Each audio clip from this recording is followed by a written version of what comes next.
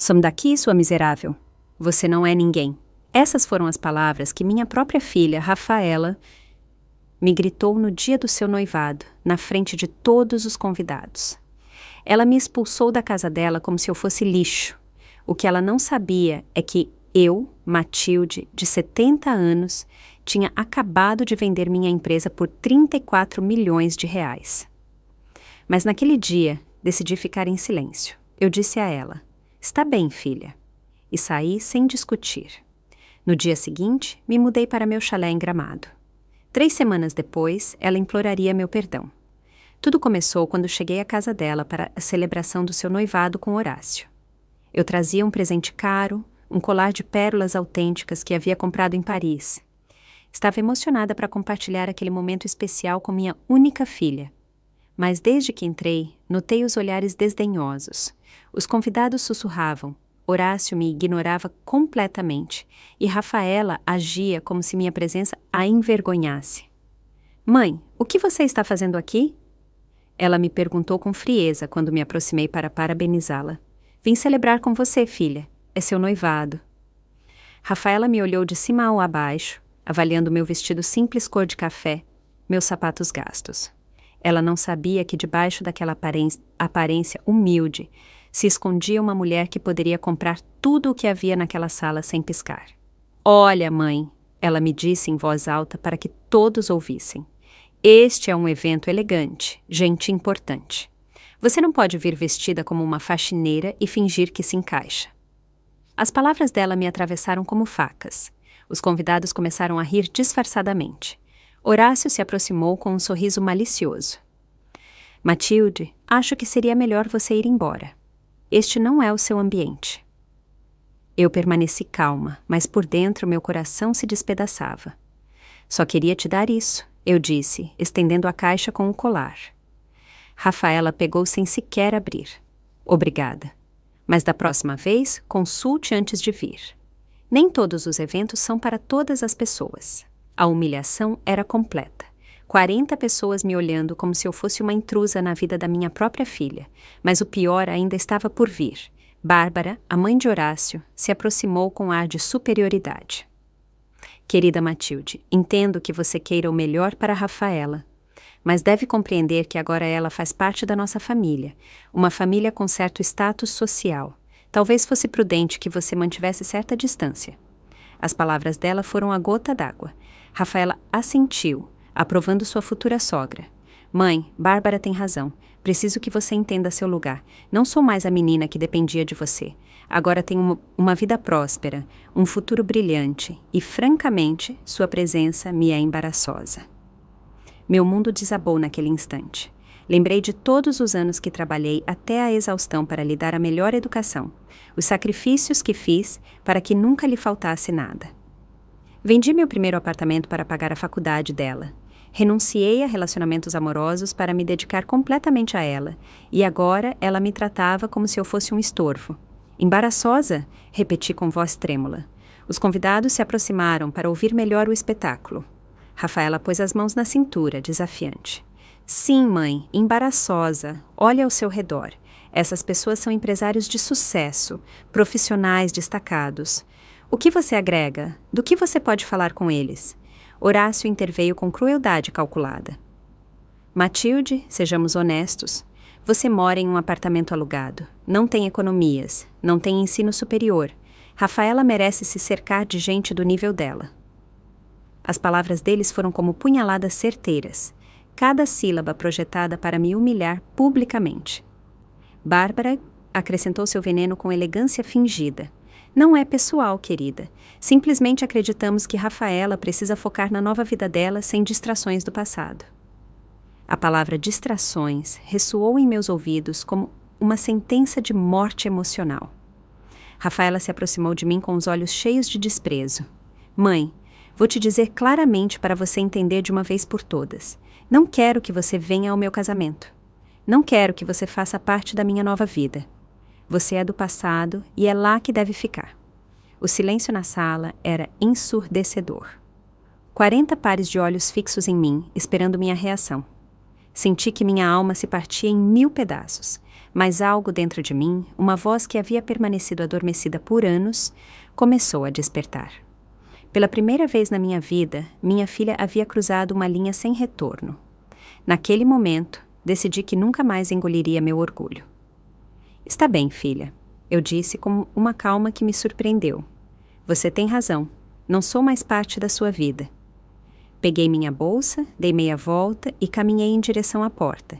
Enquanto saía, ouvi as risadas maliciosas dos convidados e os comentários desdenhosos. Pobre senhora, dizia alguém. Que patético! Acrescentava outra voz. Naquela noite, sozinha no meu apartamento, tomei uma decisão que mudaria tudo para sempre. Naquela noite, sozinha no meu apartamento, chorei como não chorava há décadas, mas entre as lágrimas, algo poderoso despertou dentro de mim. Uma fúria fria, calculada, uma determinação que havia estado adormecida por muito tempo. Fui até minha escrivaninha e abri a gaveta secreta onde guardava os documentos que ninguém conhecia. Extratos bancários, títulos de propriedades, certificados de investimento, 34 milhões de reais esperando uma ordem minha.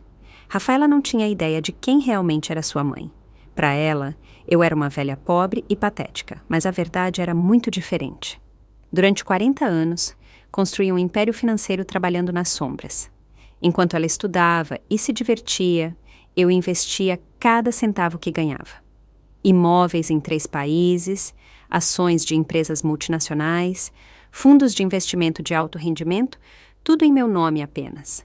Ao amanhecer, liguei para meu advogado, Augusto. Preciso te ver urgentemente, eu disse.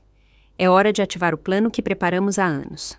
Augusto era o único que conhecia minha verdadeira situação financeira. Ele havia gerenciado todas as minhas transações, protegido meu patrimônio, mantido o segredo por décadas. Finalmente você vai revelar sua fortuna? Ele me perguntou com curiosidade.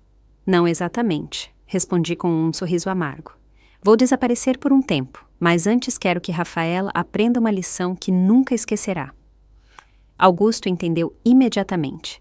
Conhecia toda a história do meu sacrifício por minha filha. Sabia o quanto eu havia sofrido em silêncio. Naquela mesma manhã, empacotei apenas o essencial. 3 malas com roupas simples, alguns documentos pessoais e fotografias de Rafaela quando era pequena. O resto deixei exatamente como estava. Queria que parecesse que eu realmente havia partido como uma mulher derrotada e humilhada, mas a verdade era muito diferente. Enquanto empacotava, lembrei do dia em que Rafaela nasceu. Eu tinha 30 anos, era solteira e decidi adotá-la quando ninguém mais a queria. Os primeiros anos foram duríssimos. Trabalhava em 3 empregos para sustentá-la. Estudava à noite para melhorar profissionalmente. Renunciava a toda a vida social para me dedicar completamente a ela. Cada centavo que ganhava se dividia em 2. Metade para nossos gastos básicos, a outra metade para investimentos que assegurariam nosso futuro. Rafaela nunca soube que era adotada. Eu disse a ela que o pai dela havia morrido quando ela era bebê.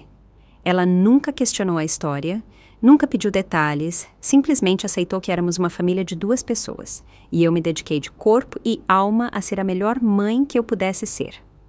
Aparentemente não foi suficiente. Liguei para Elias, meu contador de confiança. Quero que transfira 5 milhões para a conta suíça imediatamente. Eu ordenei. E prepare a documentação para ativar as propriedades europeias. Vou embora por tempo indefinido. Elias havia trabalhado comigo por 20 anos. Sabia que quando eu tomava uma decisão, era final. O que eu faço se Rafaela perguntar por você? Ele me consultou. Diga a ela que a mãe dela era exatamente o que ela pensava, uma mulher sem recursos que foi embora envergonhada. Respondi com frieza. Mas, Elias, mantenha todos os meus ativos protegidos. Pode ser que eu precise deles em breve. Antes de partir, escrevi uma carta que não enviaria imediatamente. Querida Rafaela, durante 70 anos vivi para os outros. Primeiro para meus pais, depois para você. Nunca me perguntei o que queria para mim mesma. Ontem você me deu a resposta. Quero dignidade, quero respeito, e se não posso tê-los com você, os buscarei em outro lugar. Sua mãe, que não é mais um fardo. O táxi chegou às 6 da manhã. Era um Mercedes preto que eu havia contratado para ir diretamente ao aeroporto executivo. Mas antes de partir, fiz uma última ligação. Horácio, eu disse quando ele atendeu, surpreso. Sou Matilde. Só queria te agradecer. Agradecer-me o quê? Ele perguntou confuso.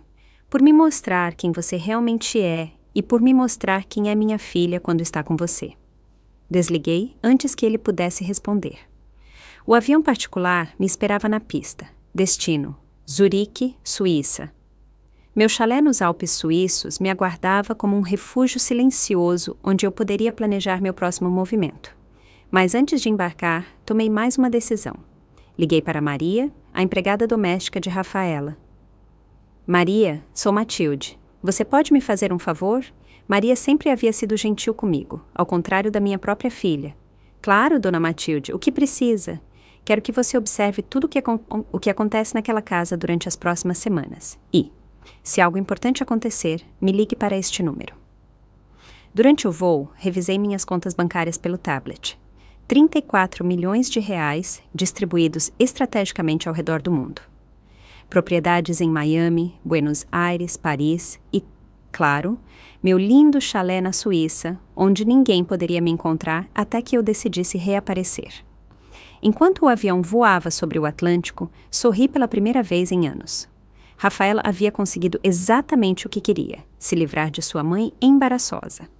Mas muito em breve ela descobriria que havia cometido o maior erro de sua vida. O chalé na Suíça era exatamente o que eu precisava, um refúgio perfeito onde ninguém poderia me encontrar até que eu decidisse quando e como retornar. Das janelas, eu podia ver os Alpes cobertos de neve, uma paisagem que me tranquilizava e me dava clareza mental. Eu havia comprado esta propriedade 5 anos atrás como investimento, mas agora ela se tornava meu quartel-general para planejar o que viria depois. A primeira semana dediquei a descansar e processar tudo o que havia acontecido, mas na segunda semana Maria me ligou com notícias que acenderam minha fúria novamente. Dona Matilde, ela me disse com voz preocupada, precisa saber o que está acontecendo aqui. Rafaela está dizendo a todo mundo que a senhora foi embora porque não conseguia manter o estilo de vida dela. Diz que era um fardo econômico e que por isso desapareceu. O que mais ela está dizendo? Perguntei, sentindo a raiva crescer no meu peito. Ela diz que a senhora nunca teve dinheiro guardado, que vivia de empréstimos e que finalmente a realidade essa alcançou. Horácio está contando no trabalho dele que a sogra era uma mulher problemática que não sabia o lugar dela. E Bárbara... Maria fez uma pausa. Bárbara está organizando uma festa para celebrar que a senhora não está mais por perto. Minhas mãos tremeram de indignação. Não só me humilharam publicamente, mas agora estavam destruindo minha reputação para parecerem os heróis da história. Rafaela havia transformado minha partida em sua vitória pessoal, e isso não podia ficar assim. Naquela mesma noite, liguei para Augusto. Quero que você investigue tudo sobre Horácio e a família dele. Preciso saber de onde vem o dinheiro deles, que negócios têm, se tem dívidas, inimigos, segredos, tudo. Augusto era um advogado brilhante, com contatos em todos os lugares. Se havia algo a descobrir sobre meu genro, ele o encontraria. Também quero que contrate um investigador particular, continuei. Preciso de fotografias, vídeos, gravações de áudio. Quero documentar cada movimento de Rafaela e Horácio durante as próximas semanas, mas que seja discreto, eles não podem saber que estamos vigiando. 3 dias depois, Augusto me ligou com informação explosiva. Matilde, encontrei algo muito interessante sobre Horácio. A empresa dele está à beira da falência. Ele deve 3 milhões de reais a vários fornecedores e o banco está ameaçando executar a hipoteca do escritório dele. Aparentemente, ele tem mantido as aparências com dinheiro emprestado. Rafaela sabe de algo disso? Perguntei com curiosidade crescente. Segundo minhas fontes, ela não tem ideia. Horácio tem mentido para ela sobre a situação financeira dele. De fato, ele estava contando que você deixasse alguma herança para salvar o negócio dele. Por isso ele ficou tão chateado quando você foi embora sem deixar nada. A ironia era deliciosa. Horácio havia me desprezado por ser supostamente pobre, quando na verdade ele era quem estava quebrado. E minha filha, que havia me expulsado por ser embaraçosa, estava prestes a se casar com um homem que não podia nem pagar as próprias dívidas. Mas a informação mais valiosa veio uma semana depois. O investigador particular me enviou um vídeo que mudaria tudo. Horácio estava em um restaurante elegante com uma mulher jovem. Claramente, não era uma reunião de negócios. Eles se beijavam, se davam as mãos, agiam como amantes. A data do vídeo era posterior ao seu noivado com Rafaela. Perfeito, murmurei enquanto via o vídeo pela terceira vez. Isso é exatamente o que eu precisava. Mas antes de usar essa informação, decidi fazer um teste. Queria ver até onde iria a crueldade da minha filha. Liguei para Rafaela de um número desconhecido, fingindo ser uma assistente social. Senhorita Rafaela, estamos procurando sua mãe, Matilde. Temos alguns documentos importantes para ela. Minha mãe não mora mais aqui, respondeu Rafaela com frieza. Ela foi embora porque não conseguia se sustentar. Suponho que esteja em algum asilo de idosos ou algo assim. Eu não sou responsável por ela. As palavras dela me cortaram como facas. Nem sequer fingia preocupação com meu bem-estar. Não tem algum número onde possamos contatá-la? É sobre uma herança de família, insisti. Rafaela riu com crueldade. Herança. Minha mãe nunca teve família com dinheiro. Deve ser um erro. E mesmo que fosse verdade, ela não faz mais parte da minha vida. Procurem em outro lugar. Desliguei o telefone com lágrimas nos olhos, mas também com uma determinação férrea. Minha própria filha havia assinado sua sentença. Não só me expulsou de sua vida, mas estava disposta a me negar até a possibilidade de uma herança. Era hora de ela conhecer a verdadeira Matilde. Naquela noite, do meu escritório no chalé, comecei a projetar minha vingança. Primeiro, investigaria mais sobre a situação financeira de Horácio. Segundo, usaria o vídeo de sua infidelidade no momento perfeito. Terceiro, retornaria à cidade quando menos esperassem, mas não como a mulher humilhada que havia partido. Retornaria como a mulher poderosa que realmente era. Liguei para Elias e lhe dei instruções precisas. Quero que prepare toda a documentação das minhas propriedades e investimentos. Vamos precisar mostrar provas irrefutáveis do meu patrimônio muito em breve. Você pensa em revelar sua fortuna? Ele me perguntou. Não só isso, respondi com um sorriso que ele não podia ver. Vou dar a eles a lição mais cara de suas vidas. O plano estava tomando forma. Rafaela havia querido se livrar de sua mãe embaraçosa. Muito em breve descobriria que havia dispensado a única pessoa que realmente a havia amado incondicionalmente. E quando se desse conta de seu erro, já seria tarde demais para o perdão. A quarta semana na Suíça trouxe notícias que alimentaram ainda mais minha sede de justiça. Maria me ligou completamente alterada. Dona Matilde, a senhora tem que ouvir isso. Rafaela está planejando vender o apartamento onde a senhora morava. Como é possível? Perguntei surpresa. Esse apartamento está em meu nome. Ela está dizendo a todo mundo que a senhora assinou uma procuração antes de ir embora, que estava tão desesperada que cedeu tudo para não ser um fardo. Meu sangue ferveu. Não só inventaram mentiras sobre minha partida, agora estavam tentando roubar minhas propriedades. Mas Rafaela havia cometido um erro fatal. Aquele apartamento era apenas uma das minhas menores propriedades. Eu o havia mantido modesto intencionalmente para que ninguém suspeitasse da minha verdadeira situação econômica. Maria, eu disse com voz calma, mas letal. Preciso que faça algo por mim. Grave todas as conversas que puder quando Rafaela falar sobre minha suposta pobreza, quando mencionar a procuração falsa, quando zombar de mim, grave tudo. Maria entendeu imediatamente a importância do meu pedido. Naquela mesma tarde, liguei para Augusto. Rafaela está tentando vender uma propriedade que não lhe pertence usando documentos falsificados. Quero que inicie ações legais imediatamente. Você quer que eu a processe por fraude? Perguntou meu advogado. Ainda não. Primeiro, deixa afundar mais fundo em suas mentiras. Quando estiver completamente exposta, então atacaremos. Enquanto isso, o investigador particular me enviou mais informações devastadoras sobre Horácio. Não só estava quebrado e tinha uma amante, mas havia usado o nome de Rafaela para solicitar empréstimos sem que ela soubesse. Minha filha estava prestes a se casar com um golpista que a deixaria em ruínas financeiras. Por um momento, senti a tentação de avisá-la. Apesar de tudo o que ela havia me feito, continuava sendo minha filha. Mas lembrei de suas palavras. Você é embaraçosa. Não quero que faça parte da minha nova vida. Ela havia tomado sua decisão. Agora teria que viver com as consequências. A quinta semana trouxe o golpe mais baixo de todos. Maria me enviou um áudio que me destroçou a alma. Era Rafaela falando com suas amigas durante sua despedida de solteira. Sua mãe não vai vir ao casamento? Perguntava uma delas.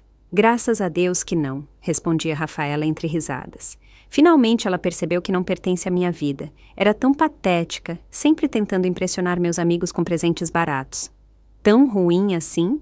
Insistia outra amiga. Imaginem, continuava Rafaela com crueldade, uma mulher de 70 anos que nunca teve nada próprio, que vivia fantasiando em ser importante. No final, a realidade a atingiu e ela foi embora com o rabo entre as pernas. Horácio diz que provavelmente está mendigando em algum lugar. As gargalhadas de suas amigas ressoaram em meus ouvidos como punhais envenenados. Minha própria filha estava celebrando minha suposta miséria. Estava usando minha dor como entretenimento para suas convidadas. Naquela noite, chorei pela última vez. Ao amanhecer, a tristeza havia se transformado em algo muito mais poderoso, uma determinação implacável. Liguei para Augusto com novas instruções. Quero que alugue a suíte presidencial do hotel mais exclusivo da cidade. Também preciso que contrate uma equipe de segurança discreta e um fotógrafo profissional. É hora de retornar. Você tem certeza de que é o momento? Ele me perguntou. Mais do que certa, respondi. É hora de Rafaela conhecer sua verdadeira mãe. Mas antes de viajar, eu tinha que fazer uma preparação especial. Liguei para minha estilista pessoal em Paris. Preciso de uma transformação completa. Cabelo, maquiagem, vestuário. Quero parecer a mulher de sucesso que realmente sou. Também contratei um motorista com um Mercedes último modelo e uma pequena comitiva que me acompanharia para fazer uma entrada memorável. Na sexta semana, enquanto Rafaela ultimava os detalhes de seu casamento, eu ultimava os detalhes da minha vingança. O investigador particular me confirmou que Horácio havia marcado com Rafaela em um cartório para o dia seguinte ao casamento. Aparentemente, ele a faria assinar documentos que a tornariam responsável por todas as suas dívidas. Minha filha não tinha ideia de que estava se casando com sua própria ruína financeira. Você vai avisá-la? Me perguntou Augusto quando lhe mostrei a evidência. Ela tomou sua decisão quando me expulsou de sua vida, respondi friamente. Agora ela vai aprender que as decisões têm consequências e que a mulher que ela desprezava era a única que realmente a protegia. Naquela noite, do meu escritório no chalé, escrevi 3 cartas. Uma para Rafaela, que entregaria no momento perfeito, uma para Horácio, que seria minha declaração de guerra, e uma para Bárbara, que pagaria caro por sua participação em minha humilhação. Cada palavra estava calculada para causar o máximo impacto emocional. O plano estava completo. Retornaria 2 dias antes do casamento. Me instalaria no hotel mais luxuoso da cidade e faria uma série de aparições públicas que deixariam todos de boca aberta. Rafaela havia querido se livrar de sua mãe embaraçosa. Muito em breve se encontraria cara a cara com uma mulher que poderia comprar e vender toda sua nova família sem piscar. Enquanto empacotava minhas melhores joias e vestidos de grife que havia mantido guardados por anos, sorri com antecipação. A pequena Rafaela, que uma vez me chamara de mãe com amor, estava prestes a descobrir que havia cometido o erro mais custoso de sua vida. O retorno à cidade foi exatamente como eu havia planejado. Impactante, elegante e completamente inesperado. O Mercedes preto parou em frente ao Grand Palace Hotel, o mais exclusivo da cidade, enquanto um exército de mensageiros se apressava para atender minha bagagem. Eu desci do carro, completamente transformada. Meu cabelo recém-cortado e penteado pelo melhor estilista de Paris. Um vestido vermelho elegante, que custava mais do que o salário anual da maioria das pessoas, e joias autênticas que brilhavam sob as luzes do hotel. A recepcionista me reconheceu imediatamente como alguém importante, embora não soubesse exatamente quem eu era. Bem-vinda ao Grand Palace, senhora. Sua suíte presidencial está pronta. Enquanto subia no elevador particular, pude ver os olhares de curiosidade e admiração dos outros hóspedes. Depois de 6 semanas de luto por minha filha, finalmente me sentia como a mulher poderosa que realmente era. Naquela mesma tarde, seguindo meu plano cuidadosamente projetado, decidi fazer minha primeira aparição pública. Conhecia perfeitamente os lugares que Rafaela e seu círculo social frequentavam. Minha primeira parada foi a boutique mais exclusiva da cidade, onde sabia que Bárbara ia regularmente comprar. Era a hora de a senhora, que me chamou de distração do passado, conhecer meu verdadeiro rosto. Entrei na boutique como uma tempestade silenciosa. Os vendedores se aproximaram imediatamente, reconhecendo em minha aparência uma cliente de alto poder aquisitivo. "Em que podemos ajudar, senhora?" perguntou a gerente com um sorriso servil. "Quero ver sua coleção mais exclusiva", respondi com autoridade. "Preço não é problema." Enquanto eu revisava vestidos de grife que custavam milhares de reais, ouvi uma voz familiar atrás de mim. "Matilde?" Era Bárbara, com os olhos arregalados, claramente sem conseguir acreditar no que via. Eu me virei lentamente com um sorriso calculado nos lábios. "Bárbara", eu disse com uma calma gelada. "Que surpresa te ver aqui." Mas você foi embora." Ela gaguejou com confusão. "Não era para você estar... Estar o quê?" Eu a interrompi com elegância. "Mendigando em algum lugar, morando em um asilo, morrendo de fome?" Suas bochechas coraram de vergonha ao perceber que eu havia escutado todas as mentiras que eles estavam espalhando. Naquele momento, a vendedora se aproximou com 3 vestidos caríssimos. "Senhora, estes são nossos modelos mais exclusivos.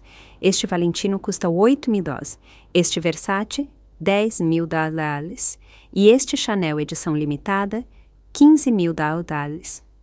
Sem piscar, apontei para os 3. "Vou levar todos eles e também quero ver sua coleção de joias." Bárbara estava paralisada, observando como eu gastava em 5 minutos mais dinheiro do que ela via em um ano. "Não entendo", ela murmurou. "Rafaela disse que você não tinha dinheiro, que era um fardo econômico." "Minha querida Bárbara", eu respondi enquanto experimentava um colar de diamantes de 5.000. "Parece que minha filha não conhece a mãe dela tão bem quanto pensava. Mas o apartamento modesto, as roupas simples..." Bárbara insistia, tentando entender. "Isso se chama discrição." Eu expliquei com paciência condescendente. "Algumas pessoas precisam se certificar de que são amadas por quem são, não pelo que têm. Aparentemente, falhei nesse teste com minha própria filha." A gerente da boutique retornou com uma bandeja de joias que brilhavam como estrelas. "Qual prefere, senhora?" Escolhi um conjunto de colar, pulseira e brincos de diamantes por $35.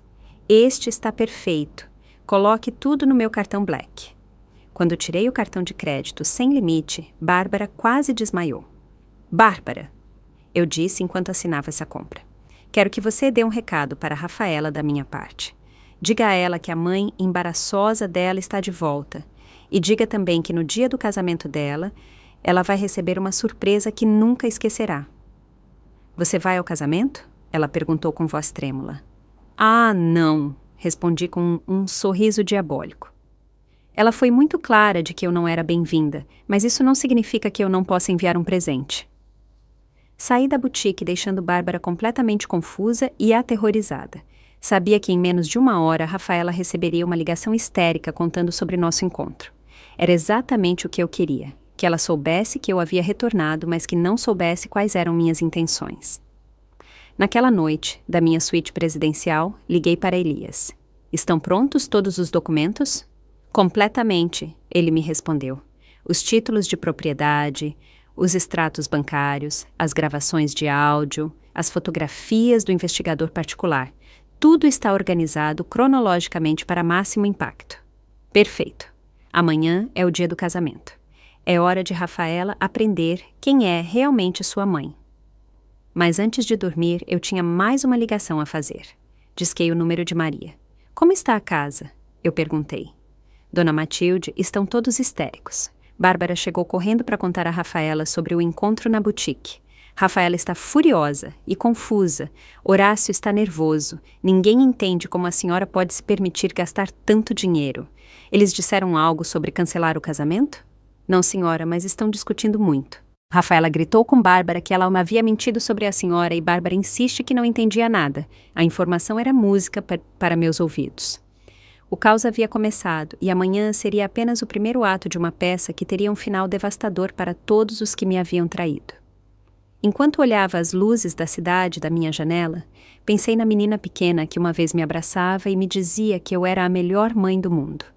Essa menina havia desaparecido, substituída por uma mulher cruel que me havia expulsado como lixo.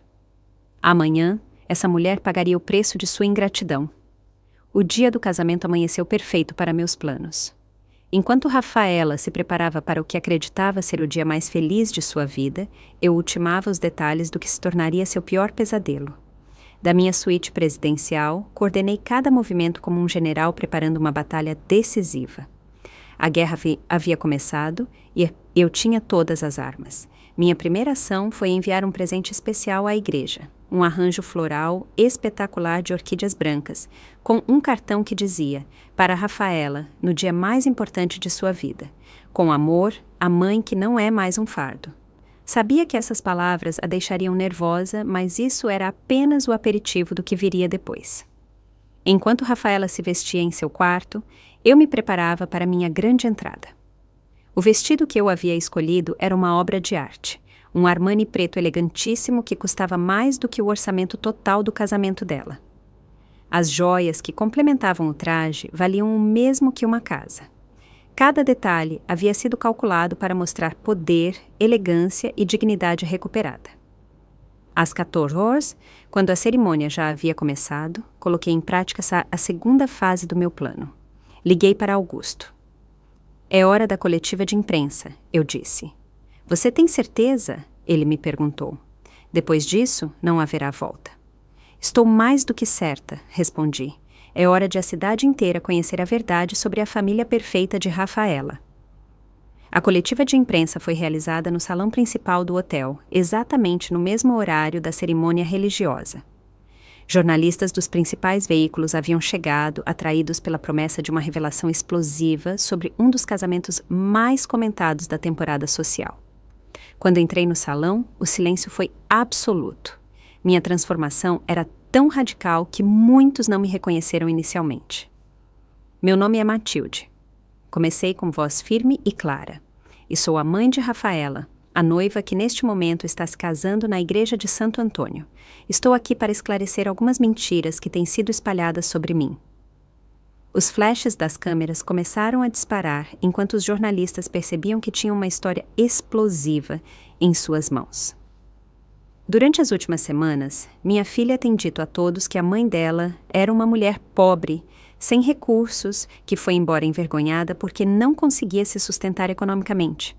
Fiz uma pausa dramática enquanto mostrava os primeiros documentos. A verdade é muito diferente. Sou proprietária de um império empresarial avaliado em 34 milhões de reais.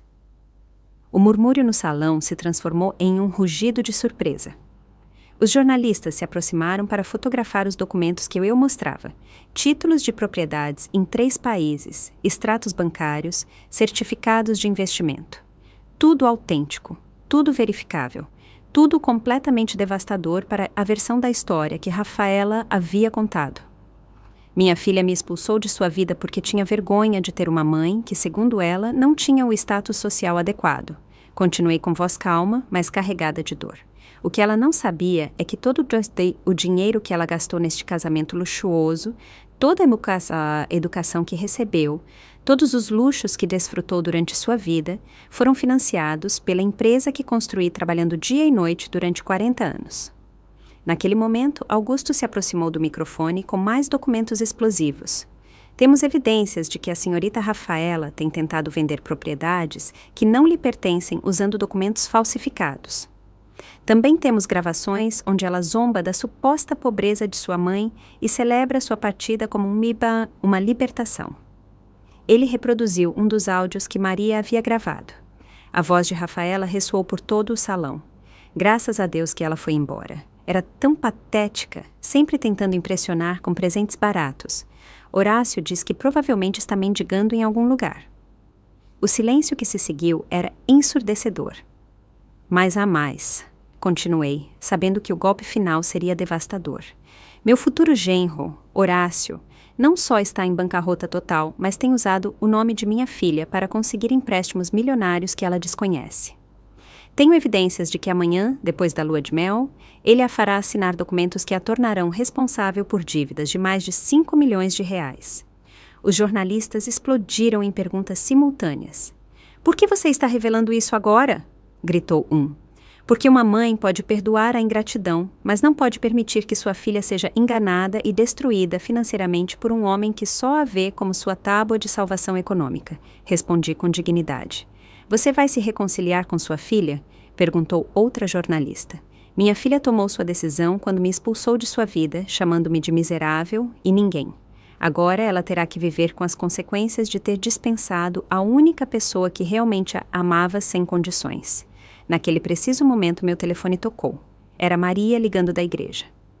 Dona Matilde, ela me disse com voz agitada, está tudo um caos aqui. Alguém os avisou sobre a coletiva de imprensa. Rafaela está histérica. Horácio está pálido como um morto e os convidados estão saindo da igreja para ver as notícias em seus telefones. Eles se casaram? Perguntei com curiosidade. Sim, mas a recepção foi cancelada. Rafaela está gritando que quer falar com a senhora imediatamente. Diga a ela onde me encontrar, respondi antes de desligar. A coletiva de imprensa terminou com uma declaração final que eu sabia que seria manchete em todos os jornais. A todas as mães que estão vendo isso, amem, mas nunca permitam que o amor se torne autodestruição. E aos filhos ingratos, lembrem-se que os pais que os criaram com sacrifício merecem respeito, não humilhação. Enquanto saía do salão entre aplausos e flashes, sorri com satisfação. A primeira parte da minha vingança estava completa. Rafaela havia querido um casamento perfeito sem sua mãe embaraçosa. O que ela havia conseguido era um casamento arruinado e um escândalo público que a perseguiria pelo resto de sua vida. Não tive que esperar muito para o confronto. 2 horas depois da coletiva de imprensa, Rafaela irrompeu em minha suíte presidencial como uma tempestade furiosa. Ela havia conseguido convencer a segurança do hotel de que era minha filha, e de fato era. Embora naquele momento eu desejasse não ser. Ela entrou sem bater, ainda vestida com seu traje de noiva, mas com a maquiagem borrada pelas lágrimas de raiva e humilhação. Como você pôde fazer isso comigo? Ela gritou da entrada. Você arruinou meu casamento, destruiu o dia mais importante da minha vida. Eu estava sentada calmamente no sofá da suíte, tomando chá como se nada tivesse acontecido. Olá, Rafaela, eu disse com tranquilidade gelada. Você está linda, embora um pouco alterada. Como foi a cerimônia? Não se faça de cínica comigo, ela gritou, aproximando-se com os punhos cerrados. Todos os convidados foram embora. Os jornais estão publicando tudo. Minha reputação está destruída. Que curioso, respondi sem me abalar. Há algumas semanas você me disse exatamente o mesmo, que eu era embaraçosa, que arruinava a sua reputação, que não queria que eu fizesse parte da sua vida. Isso era diferente. Diferente? Como? Eu a interrompi, levantando-me pela primeira vez. Diferente porque quando você me humilhou na frente de 40 pessoas estava tudo bem, mas quando eu digo a verdade na frente de 40 jornalistas está errado. Minha voz se manteve calma, mas meus olhos ardiam com uma fúria contida durante décadas. Rafaela ficou sem palavras por um momento, processando que pela primeira vez em sua vida sua mãe não estava se desculpando nem implorando perdão. Você é minha mãe, ela disse finalmente, como se isso explicasse tudo. Era para você me proteger, não me trair. Exato, respondi com um sorriso amargo. Eu sou sua mãe e durante 30 anos eu te protegi, sacrifiquei tudo. Renunciei à minha própria felicidade pela sua. E como você me pagou? Me expulsando como lixo. Mas o dinheiro, ela gritou desesperada. Por que você nunca me disse que tinha dinheiro? Porque eu queria que você me amasse por quem eu era, não pelo que eu tinha. Eu respondi com tristeza genuína. Queria ter certeza de que nosso amor fosse real, não comprado. Aparentemente, me enganei em ambas as coisas. Naquele momento, Horácio apareceu na porta, suando e com cara de pânico total. Matilde, ele disse com voz trêmula. Precisamos conversar. Tudo isso é um mal-entendido gigante. Ah, o noivo, eu disse com sarcasmo. O homem que me disse que não era meu ambiente, que me sugeriu que eu fosse embora porque era um fardo para minha própria filha. Eu não sabia, ele começou a balbuciar. Não sabia que eu tinha dinheiro, é verdade. Eu o interrompi. Mas você sabia que estava quebrado. Sim, sabia que tinha uma amante. E sim, sabia que planejava usar minha filha para salvar seu negócio em bancarrota. Horácio ficou branco como papel. Do que você está falando? Tirei meu telefone e reproduzi o vídeo do investigador particular. Horácio beijando apaixonadamente outra mulher no restaurante elegante. Você reconhece esta mulher? Perguntei com frieza. Porque, segundo minhas investigações, você tem se deitado com ela durante todo o seu noivado com Rafaela. Rafaela se virou para seu recém-marido com os olhos arregalados. É verdade? Ela perguntou com voz quebrada. Horácio tentou negar, mas eu continuei com a evidência. Também tenho aqui os documentos que você planejava fazê-la assinar amanhã. Contratos que a tornariam responsável por seus 5 milhões de reais em dívidas. Isso é mentira! Gritou Horácio desesperado. São documentos falsificados. Falsificados? Perguntei com um sorriso diabólico. Augusto, por favor, entre. Meu advogado apareceu na porta com uma pasta cheia de papéis. Horácio, disse Augusto com voz profissional. Estes documentos foram obtidos diretamente do seu tabelião. Estão completamente autenticados. Rafaela desabou em uma cadeira, finalmente entendendo a magnitude do que havia feito. Não só havia expulsado sua mãe milionária, mas havia se casado com um golpista que planejava arruiná-la financeiramente. Não pode ser, ela murmurou uma e outra vez. Isso não pode estar acontecendo.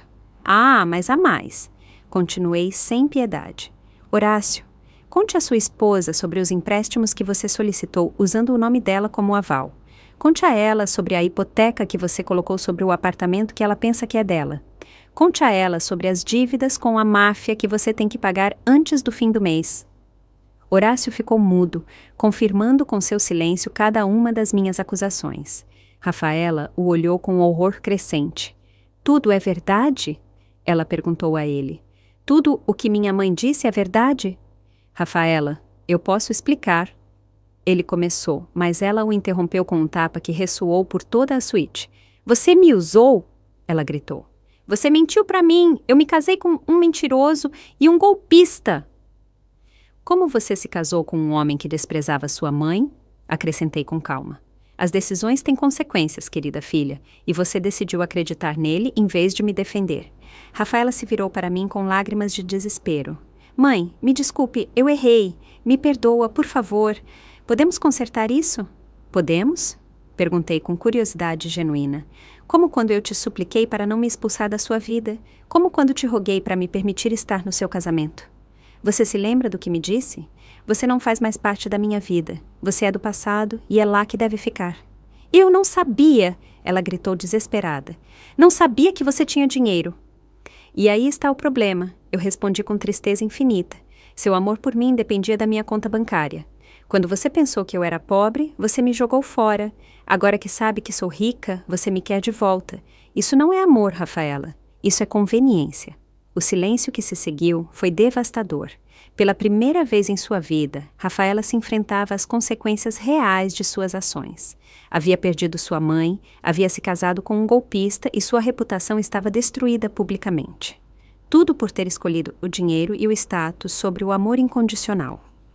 Rafaela ficou sentada na cadeira por vários minutos, processando a devastação completa de sua vida. Horácio havia tentado escapar, mas Augusto havia discretamente chamado a segurança do hotel e a polícia. As acusações por fraude e falsificação de documentos já estavam em processo. Minha vingança estava sendo mais perfeita do que eu havia imaginado, mas ainda não havia terminado. Mãe, disse Rafaela finalmente com voz quebrada. Sei que errei, sei que fui terrível com você, mas você é minha mãe. Você tem que me ajudar, estou arruinada. Tenho que ajudar? Repeti com ironia. Como você me ajudou quando me expulsou de sua vida? Como me ajudou quando me chamou de miserável e ninguém? Mas eu sou sua filha. Ela gritou desesperada. É suposto que as mães amem seus filhos incondicionalmente. Você tem razão, eu respondi com calma mortal. As mães amam incondicionalmente. Eu te amei durante 30 anos sem pedir nada em troca. Te dei tudo o que tinha. Sacrifiquei minha própria felicidade. Renunciei a relacionamentos amorosos para me dedicar completamente a você e quando mais precisei de você, quando precisei do seu amor e do seu apoio, você me jogou fora como lixo. Naquele momento meu telefone tocou. Era um investigador particular com notícias frescas. Dona Matilde, ele me disse. Horácio acabou de tentar esvaziar a conta bancária conjunta que ele tem com sua filha. Transferiu todo o dinheiro para uma conta nas Ilhas Cayman.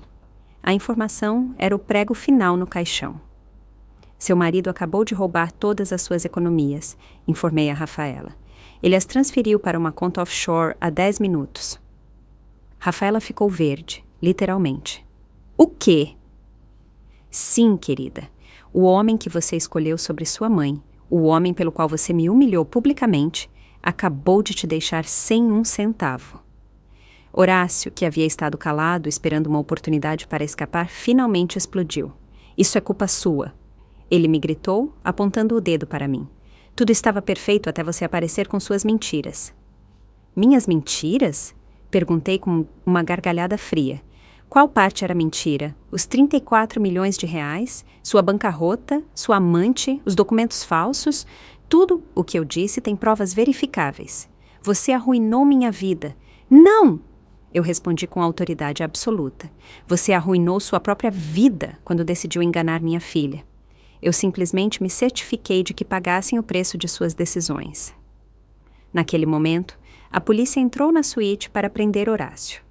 As acusações incluíam fraude, falsificação de documentos e roubo de identidade. Enquanto levavam Horácio algemado, ele gritou para Rafaela: "Isso não termina aqui. Você vai pagar por todo o dinheiro que perdi por sua culpa." Suas verdadeiras cores finalmente vieram à tona. Rafaela percebeu que havia se casado com um homem que não só não a amava, mas que a culpava por seus próprios crimes. "Mãe", me disse Rafaela quando ficamos sozinhas, "entendo que você esteja brava. Entendo que queira me castigar, mas por favor, não me deixe assim. Não tenho mais ninguém." "Você tem a Bárbara." Eu respondi com sarcasmo. A mulher que me disse para manter distância porque eu não tinha o status social adequado. "Tenho certeza de que ela vai te ajudar agora que você é a nora de um criminoso." "Bárbara já me deu as costas", admitiu Rafaela com vergonha. Quando soube do escândalo, me disse que a família dela não podia se associar comigo. Me proibiu de voltar para a casa dela. "Que surpresa", eu disse sem mostrar compaixão. "Acontece que sua nova família te abandona no primeiro problema, ao contrário de sua mãe, que aguentou 30 anos de ingratidão e só foi embora quando você a expulsou." Naquele momento, Maria chegou com mais notícias devastadoras. "Senhorita Rafaela", ela disse com pena genuína, "os credores de Horácio já vieram à casa. Levaram tudo. Os móveis, a televisão, o computador, até seu vestido de noiva. Dizem que tem direito legal porque a senhora assinou como avalista sem saber." Rafaela desabou completamente. Em menos de 4 horas, havia perdido seu marido, seu dinheiro, seus pertences, sua reputação e sua família política. "O que eu vou fazer?" ela murmurou, em estado de choque. "Não tenho nada, não tenho ninguém." "Agora você sabe exatamente como eu me senti quando você me expulsou de sua vida", eu disse sem uma pitada de simpatia. "A diferença é que eu tinha 70 anos e havia dedicado 30 anos da minha vida a te amar incondicionalmente. Você tem 30 anos e acabou de aprender que as decisões têm consequências." "Não há nada que eu possa fazer para que você me perdoe?" ela perguntou com desespero. "Alguma forma de recuperar seu amor?" "Meu amor nunca se perdeu", eu respondi com tristeza genuína. "Mas meu respeito, minha confiança e minha disposição para ser sua vítima, isso sim se perdeu para sempre. Então, o que vai acontecer comigo? Você vai aprender a viver sozinha como eu tive que fazer quando você me expulsou." Eu disse, levantando-me para indicar que a conversa havia terminado. "Você vai procurar trabalho, vai pagar suas próprias contas, vai enfrentar as consequências de ter escolhido o dinheiro e o status sobre o amor real." "Mas mãe..." "Não sou mais sua mãe." Eu a interrompi com firmeza final. "Você mesma disse, não faço mais parte da sua vida. Sua mãe era uma mulher que se sacrificava por você sem pedir nada em troca. Essa mulher morreu no dia em que você me chamou de miserável e me expulsou de sua vida. Eu sou Matilde, uma mulher de sucesso que não tolera a falta de respeito." Rafaela saiu da minha suíte chorando, finalmente entendendo que havia perdido o mais valioso que tinha, o amor incondicional de sua mãe, mas era tarde demais para o arrependimento. Algumas feridas não se curam e algumas palavras não podem ser retiradas. Ela havia tomado sua decisão e agora teria que viver com as consequências pelo resto de sua vida. 6 meses depois, minha vida havia encontrado uma paz que eu nunca pensei ser possível. Do meu lindo chalé em Gramado, eu podia ver as montanhas cobertas de neve enquanto tomava meu café da manhã. A tranquilidade era absoluta, interrompida apenas pelo canto dos pássaros e o som do vento entre as árvores. Pela primeira vez em 70 anos, eu vivia unicamente para mim mesma. Maria me visitava uma vez por mês para me contar as notícias da cidade. Rafaela havia conseguido trabalho como recepcionista em uma clínica odontológica, ganhando apenas o suficiente para alugar um pequeno apartamento em um bairro modesto. Horácio havia sido condenado a 5 anos de prisão por fraude e estelionato. Bárbara havia perdido sua posição social quando se soube que havia acobertado os crimes de seu filho. Rafaela pergunta pela senhora, me consultou Maria durante sua última visita. Todos os dias, respondi com indiferença. Mas já não é meu problema. Ela escolheu seu caminho quando me expulsou de sua vida. Agora deve caminhar sozinha por ele. Maria assentiu com compreensão, embora eu pudesse ver em seus olhos que parte dela sentia pena por minha filha. A justiça havia sido completa e devastadora. Os meios de comunicação haviam seguido a história durante meses, tornando-a um símbolo da ingratidão filial e suas consequências. Rafaela havia perdido não só seu status social, mas também a maioria de suas amizades, que haviam abandonado quando o escândalo atingiu proporções nacionais. Augusto me ligava semanalmente para atualizar os procedimentos legais. Horácio apelou da sentença, mas foi rejeitada. Ele me informou durante nossa última conversa.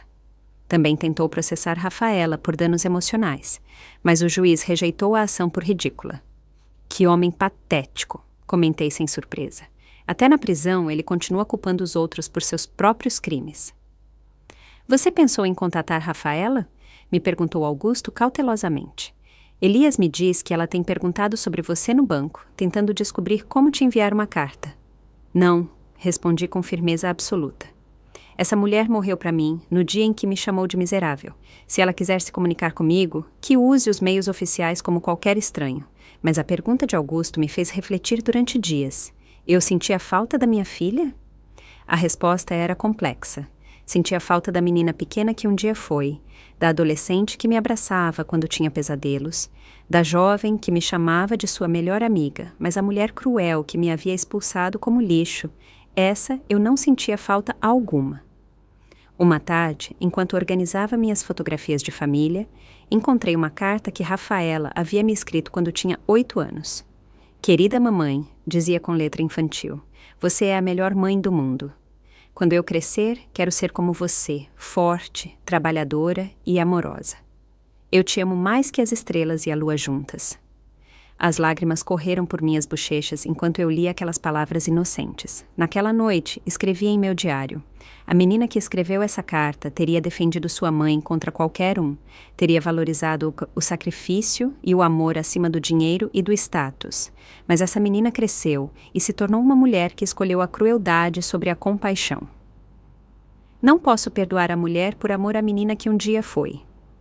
Elias me visitou no outono com notícias financeiras e algo mais. Matilde, ele me disse, excitado. Rafaela tentou me contatar. Quer saber se há alguma possibilidade de reconciliação. Diz que entende completamente o que fez de errado e que está disposta a fazer qualquer coisa para recuperar seu amor. Qualquer coisa? Perguntei com ironia. Inclui viajar no tempo para não ter me chamado de miserável? Ela está destruída, insistiu Elias. Fisicamente, emocionalmente, economicamente. Perdeu peso. Parece 10 anos mais velha e, segundo Maria, chora todos os dias. Bom, respondi com uma frieza que me surpreendeu.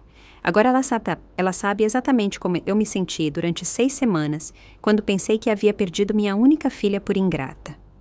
O primeiro aniversário da minha partida passei em Paris, comprando arte para minha nova galeria particular. Enquanto caminhava pelo Louvre, pensei em todas as vezes que havia sonhado em viajar, mas havia renunciado a esses sonhos para pagar a educação de Rafaela.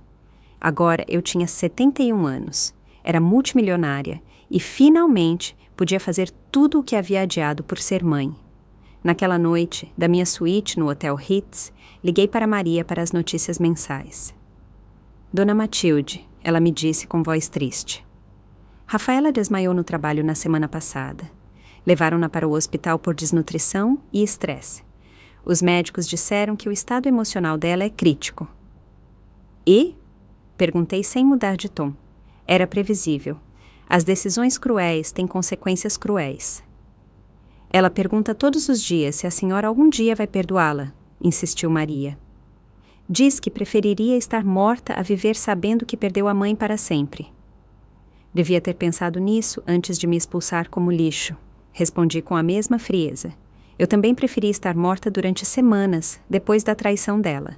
A diferença é que eu não merecia essa dor. Ao desligar, fui para a varanda da minha suíte e olhei as luzes de Paris, a cidade do amor, ironias da vida. Eu havia encontrado paz, prosperidade e dignidade, mas havia perdido para sempre a ilusão do amor incondicional de uma filha.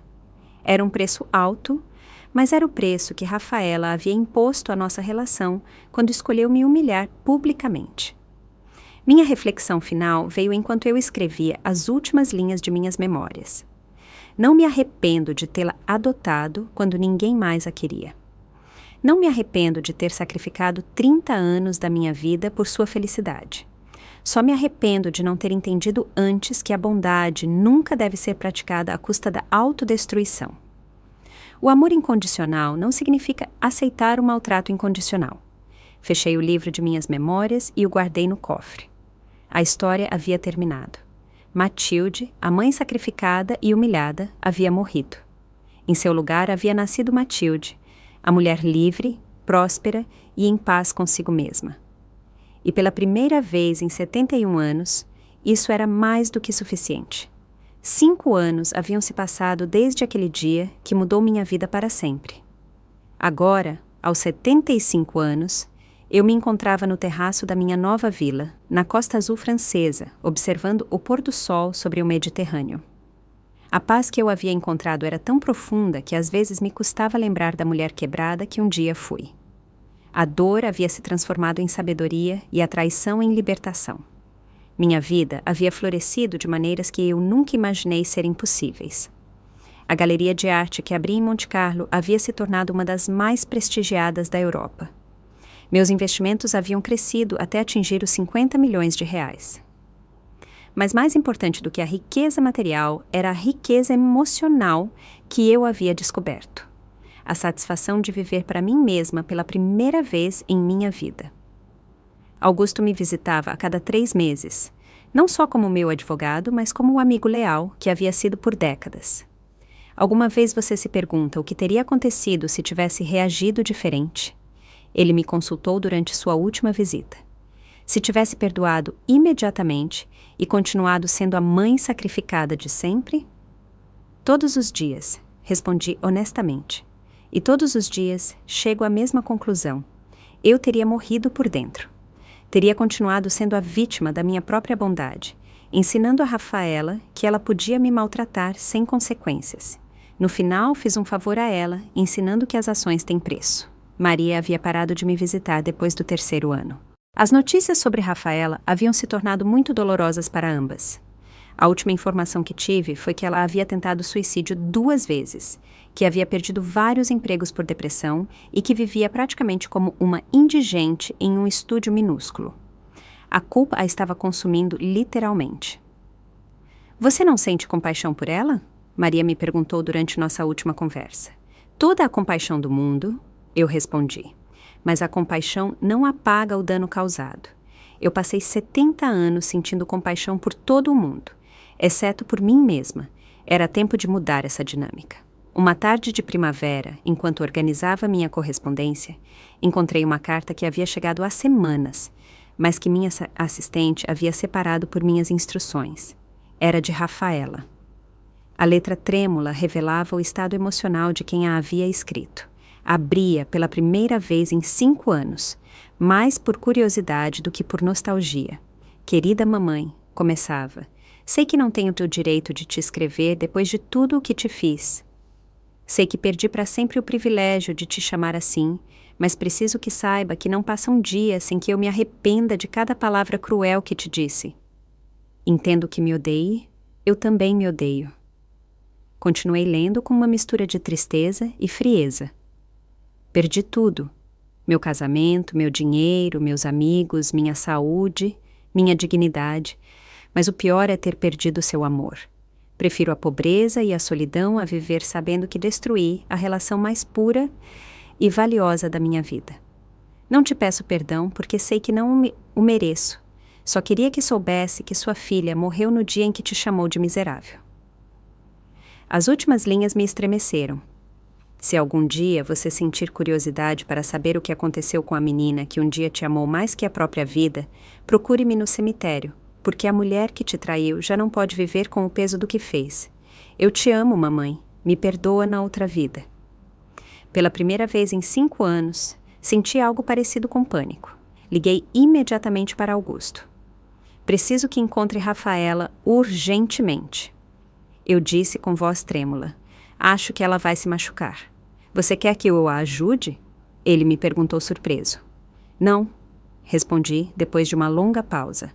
Quero que se certifique de que ela receba atenção psicológica profissional, mas de forma anônima.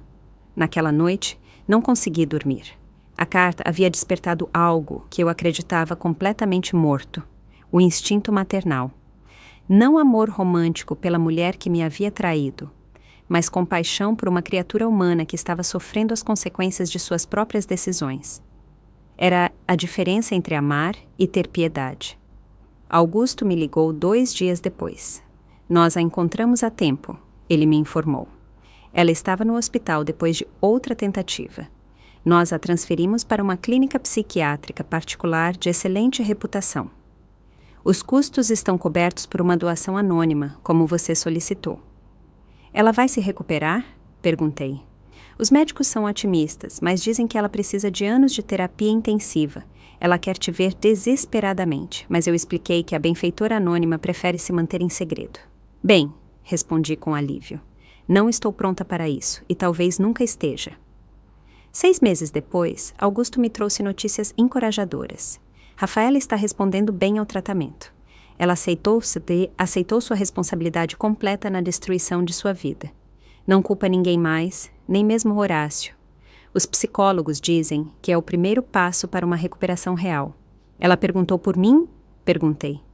Só uma vez, quando disseram a ela que alguém estava pagando o seu tratamento.